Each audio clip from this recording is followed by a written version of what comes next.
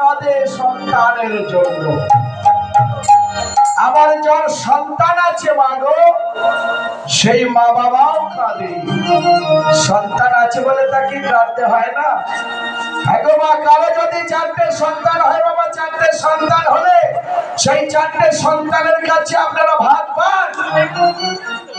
ধরুন যদি সম্পত্তি থাকে, বাবা মা ভাগের হয়ে যায়।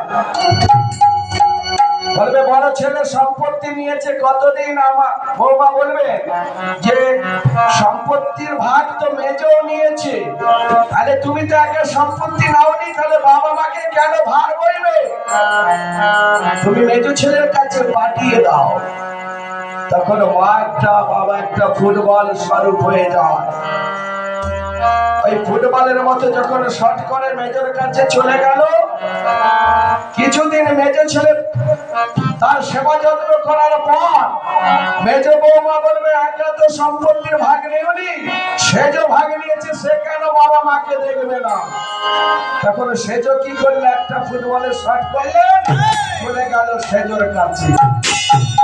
আবার সেজো কিছুদিন সেবা যত্ন করে বললেন আমি তো একা সম্পত্তির ভাগ নেইনি, ছোট নিয়েছে, সে কি নেবে না বাবা মায়ের ভাগ? ওখানে আবার লাঠি ঝাঁটা খেয়ে চলে আসলো ছোটর কাছে। আর আবার গৌর নিতাই 2 ভাই দাঁড়িয়ে আছে সেই ফুটবল লোকবার জন্য। বলছে লাঠি ঝাঁটা মারু, আর গৌর হরি যদি লাঠিও মারে একবার তো বুকে করে আমায় কোলে ধরে নেবে। কি বার কি করে বলটা বক্ষপাতে জড়িয়ে ধরে। তখন বলছে লাঠি ঝাঁটা মারু, সেই গৌর হরির কাছে, আমার প্রাণ গোবিন্দের কাছে যেন থাকতে পারে। আরে 4টে ছেলে থেকেও তাকে কাঁদতে হচ্ছে মা। আবার যার টাকা নেই বলে সে কাঁদে যে আমার টাকা পয়সা না। কিন্তু বাবা টাকা পয়সা না থাকলে কাঁদতে হচ্ছে। আবার ভাবুন তো, টাকা পয়সা আছে বলে তাকে কাঁদতে হচ্ছে না? যার টাকা আছে বাবা তাকেও কাঁদতে হচ্ছে। আজকে পাহাড় পাহাড় টাকা ধরা পড়লো, আজ সেই বাবারা জেলে বসে বসে কাঁদছে। হচ্ছে না? থাকলেও কাঁদতে হবে, আর না থাকলেও কাঁদতে হবে।